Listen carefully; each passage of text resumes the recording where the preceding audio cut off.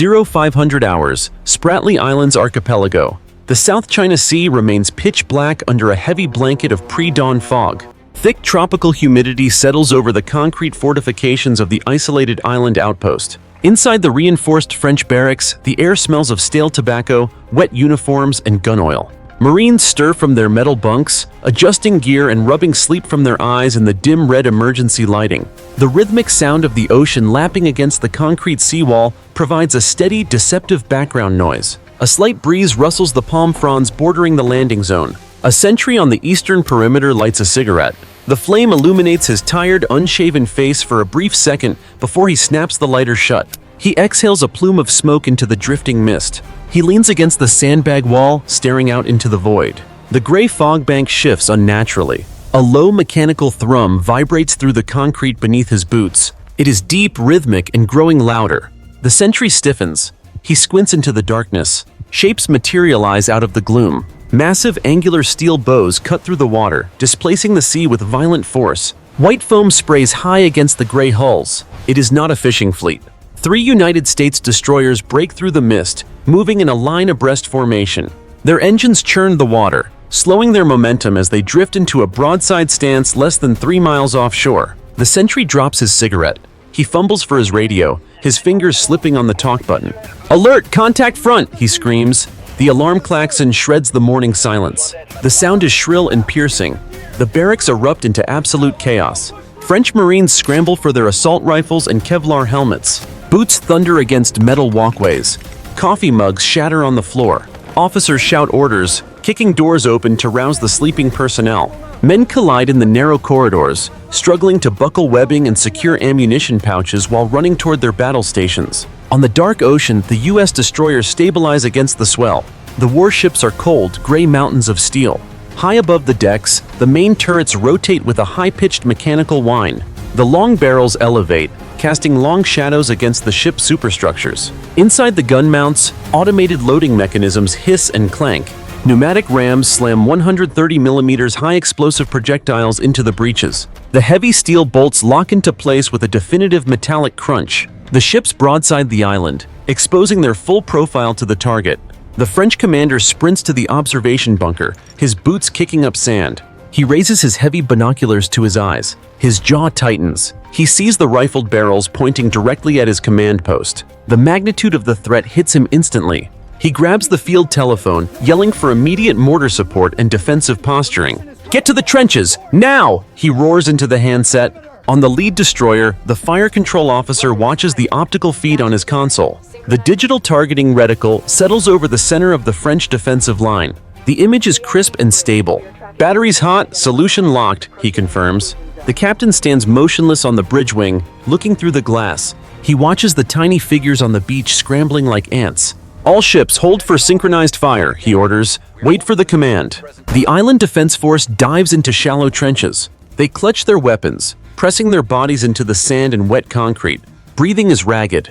Eyes dart between the massive ships and the shoreline. The destroyers sit silently on the water, like predators waiting to strike. The only sound is the hum of the turret motors making micro-adjustments to account for the ocean swell. The sun begins to bleed over the horizon, painting the sky in violent shades of orange, revealing the doom waiting just offshore. 0515 hours, Combat Information Center, lead destroyer.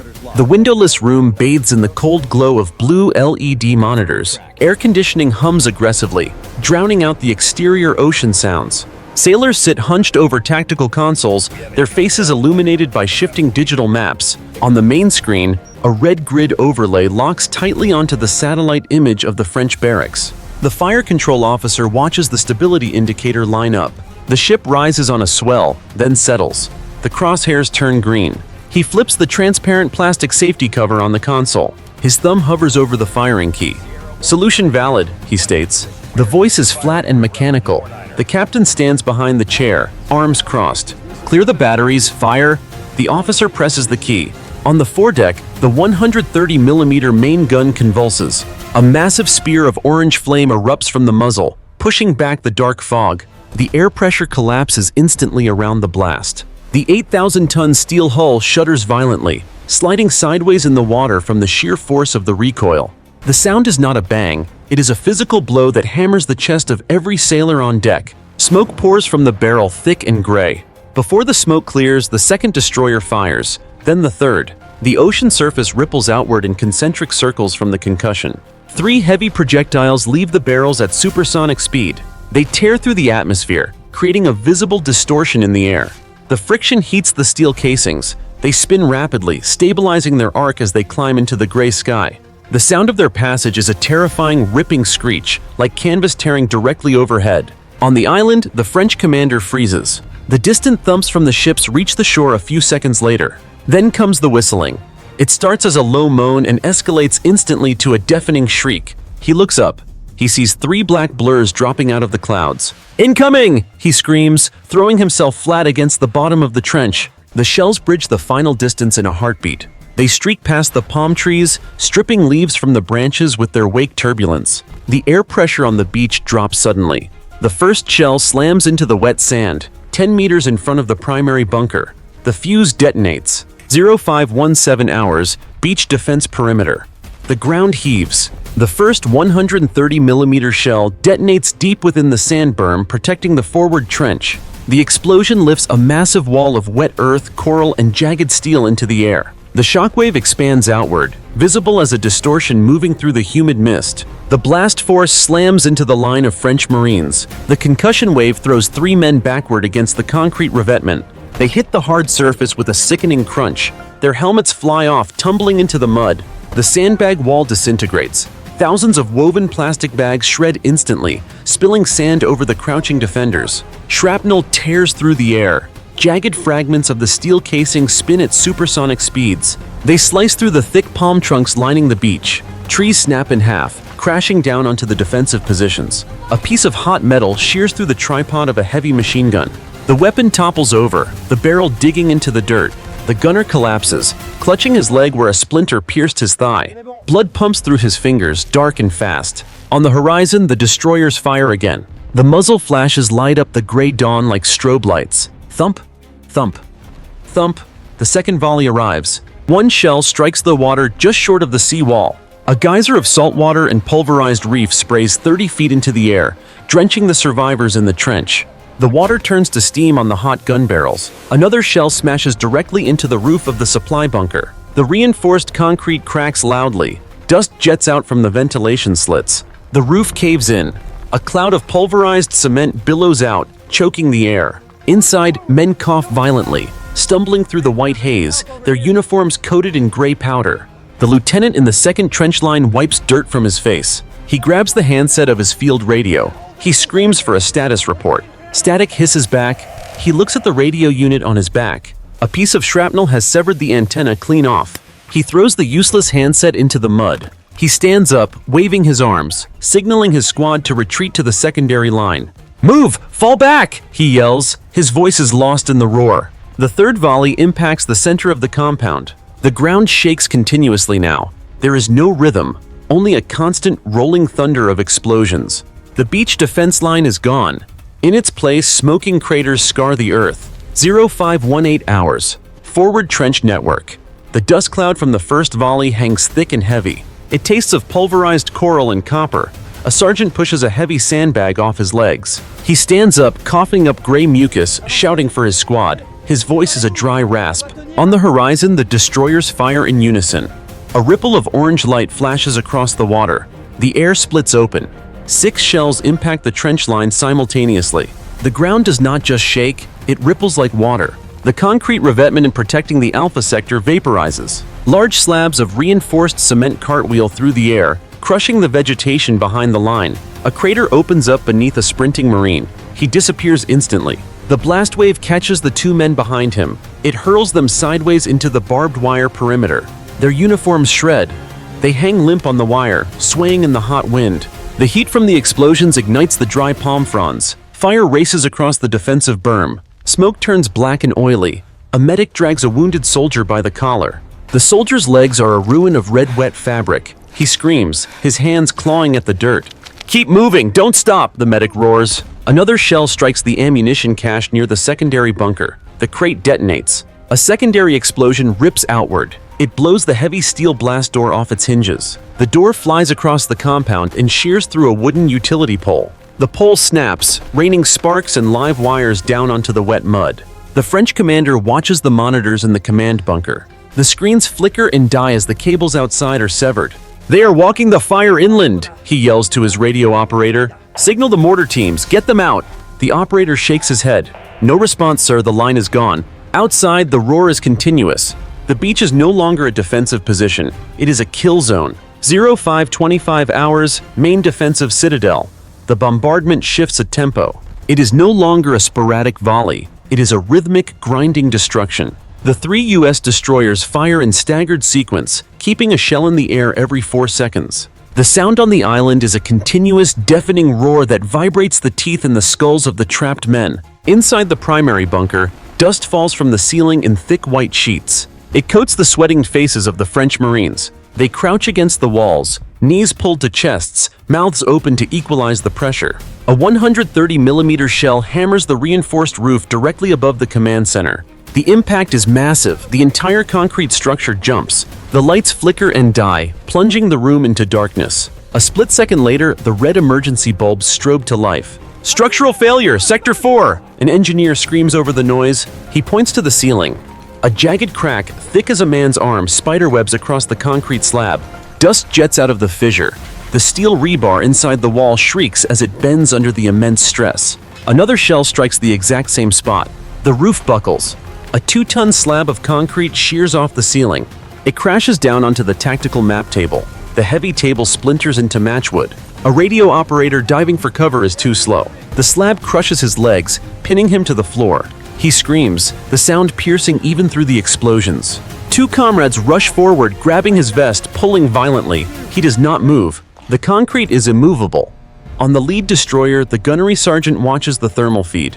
The heat signature of the bunker is glowing white. "Target integrity failing," he reports. Adjusting elevation. Hammer the foundation. The guns depress slightly.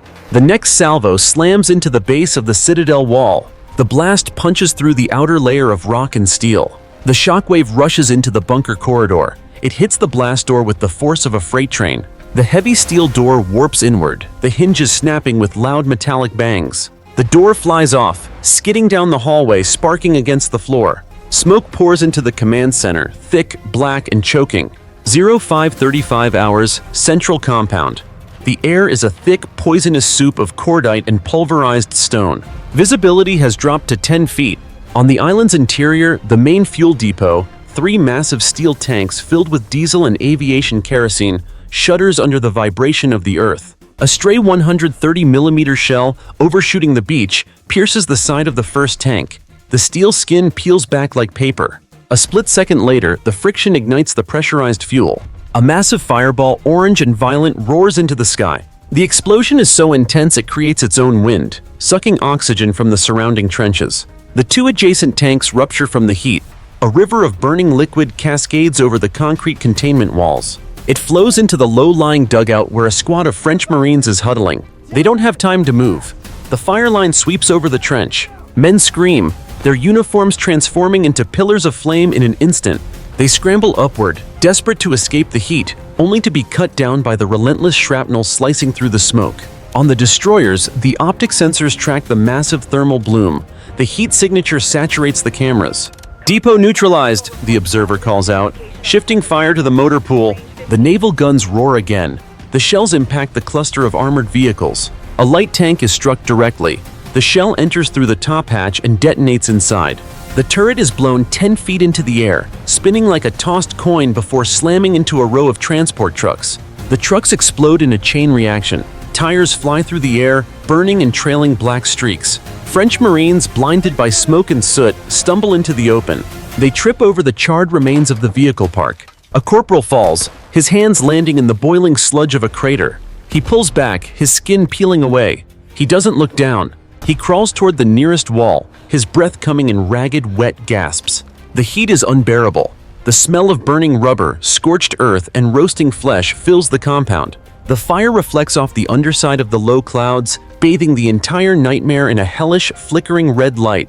0545 hours, secondary trench network. The French Marines huddle in a shallow ditch, their bodies pressed into the mud and gray ash. The lieutenant grips a jagged piece of rebar protruding from the trench wall, his knuckles white. He looks at his remaining men. Their faces are masks of grime and blood, their eyes wide and unfocused. The air is thick with the smell of scorched earth and the metallic tang of blood. He stands up to scan the path to the command bunker. "We move on the next break!" he screams over the roar. A shell whistles in, lower than the rest. It strikes the lip of the communication trench 50 meters to the left. The explosion is a wall of vertical fire. It doesn't just kill, it erases. The 3 Marines stationed there are gone in a flash of heat and pulverized coral. A red spray mists the remaining soldiers. The trench walls collapse, burying the communication cables and the bodies of the fallen under tons of hot earth. The lieutenant dives back down. Shrapnel hums overhead, clipping the tops of the sandbags. A jagged shard of steel the size of a dinner plate slices through the air and embeds itself in the chest of the sergeant standing beside him. The sergeant doesn't scream. He looks down at the smoking metal protruding from his sternum, his mouth opening in a silent "oh" before he topples backward into the sludge. "Medic!" someone yells, but the voice is drowned out by a 3-gun salvo from the destroyers. The ground beneath the trench heaves upward. The shockwave ruptures the eardrums of the survivors. They clutch their heads, rolling in the mud, blood leaking from their ears. The command structure has dissolved. There is no radio contact. There are no orders.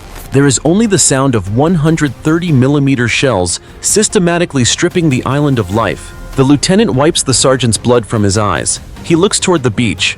Through the swirling black smoke, he sees the flashes of the naval guns. They are relentless. Every 5 seconds, another flash, another screech, another explosion. He realizes the Americans aren't just attacking, they are terraforming the island into a graveyard. He grabs a private by the shoulder, shaking him. "Stay down!" he roars, his voice breaking. "Stay down and pray!" 0600 hours, interior perimeter. The bombardment shifts from a rhythmic cadence to a relentless rapid-fire cycle. The 3 U.S. destroyers now alternate their barrels, cooling the steel while maintaining a saturation rate that allows for no pause. The sound is no longer individual explosions. It is a solid wall of acoustic thunder that vibrates the lungs of every living person on the island. The rising sun is visible now, a pale orb struggling to pierce through a massive, swirling column of black smoke that rises 300 feet into the air. The entire surface of the island begins to churn. The earth liquefies as the repeated impacts of 130mm shells pulverize the coral foundation into fine white dust. Palm trees that were once landmarks are gone, replaced by a wasteland of smoking craters and twisted rebar. A squad of French Marines attempts to relocate from the burning motor pool to the underground magazines. They run in a low crouch, boots slipping on the blood-slicked mud. A shell impacts the center of their formation. The blast is instantaneous. 2 men are vaporized by the direct hit, their physical forms reduced to a red mist that is immediately sucked into the fireball. The remaining 3 are hurled 20 feet in opposite directions. One slams into a jagged piece of a destroyed armored vehicle, his spine snapping on impact. The air is sucked out of the trenches. The vacuum created by the rapid-fire explosions makes it impossible to breathe. Marines gasp for air, their faces turning purple as the pressure changes rupture the capillaries in their eyes. On the bridge of the lead destroyer, the captain watches the island through a high-powered digital feed. The island is barely visible through the smoke and fire. "Increase rate of fire," he commands. "I want total coverage of the secondary grid." The guns respond. The barrels glow a dull cherry red in the early morning light. The deck plates beneath the turrets warp slightly from the heat. Automated loaders cycle at maximum speed, the mechanical clatter of the rams joining the roar of the muzzle blasts. On the island, a supply shed holding medical kits and rations is struck. It disappears in a shower of white plastic and splintered wood. A medic trying to reach a wounded corporal is caught in the spray of shrapnel. He collapses, his medical bag spilling bandages that are instantly soaked in the rising tide of mud and fuel. The survivors are no longer fighting, they are simply waiting to be hit. They press their faces into the dirt, weeping silently as the ground beneath them continues to liquefy and boil. 0615 hours, Command Citadel. The main command post, a structure once thought impenetrable, is now a tomb of shattered concrete and twisted steel.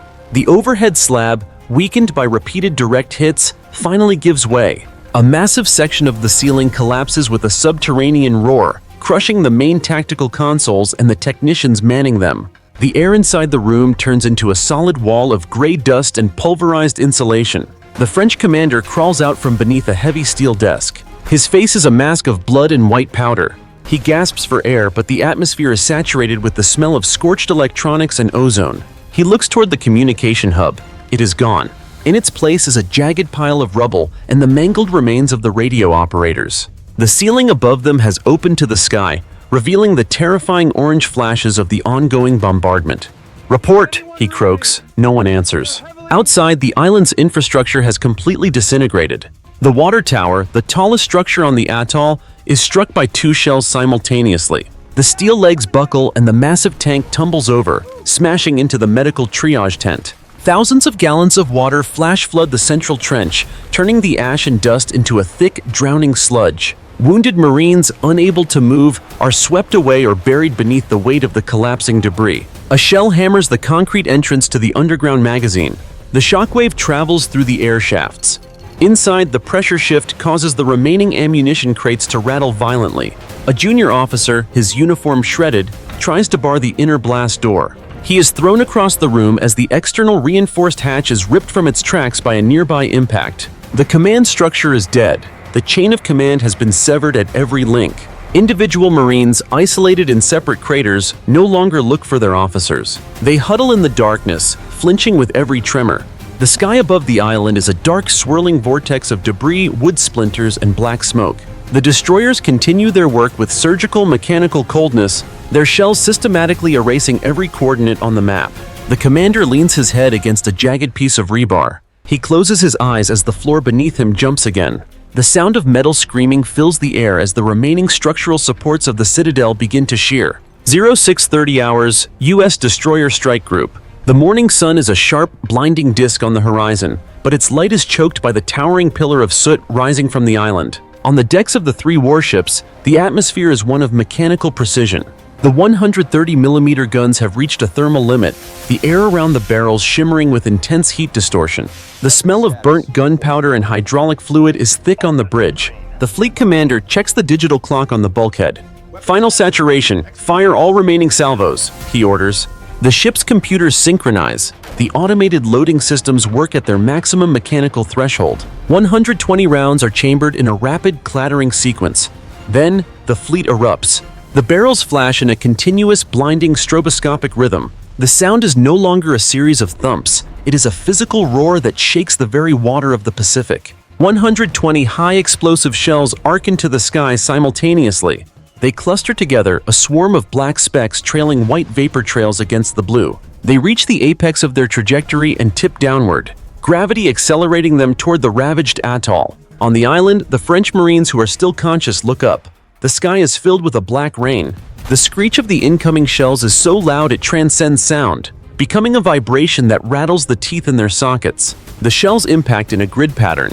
The first wave hits the northern tip, and the fire walks across the entire length of the island in less than 10 seconds. The ground does not just explode, it erupts in a singular, massive geyser of fire and earth. The few remaining structures, the shell of the command post, the charred ruins of the motor pool, the broken seawalls, are pulverized into gravel.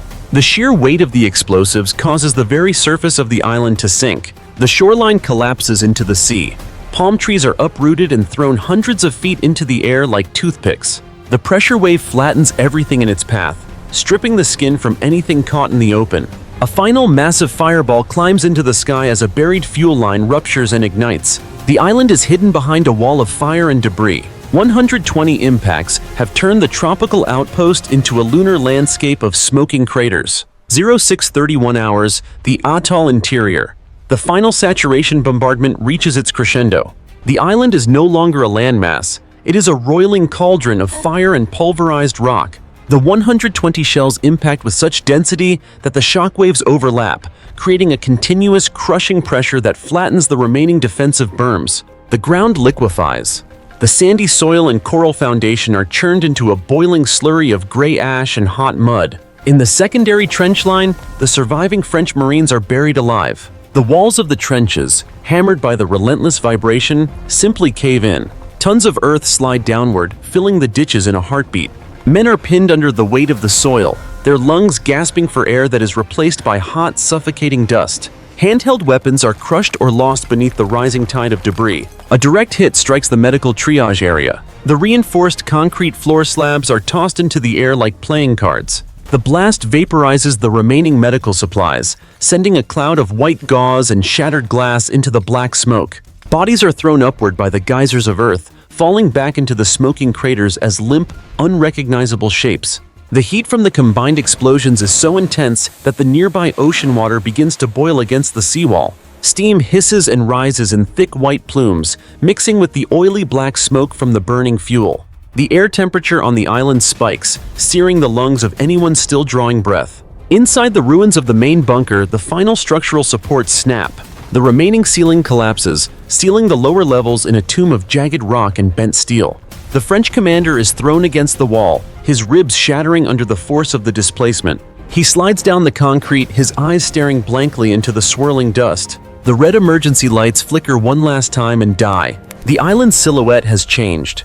The topography is flattened. Every landmark, the trees, the buildings, the radar masts, has been erased. The only thing remaining is a scarred, smoking crescent of land, barely visible through the thick shroud of cordite and ash. The thunder of the shells finally fades, replaced by the roar of the massive fires consuming what is left of the garrison.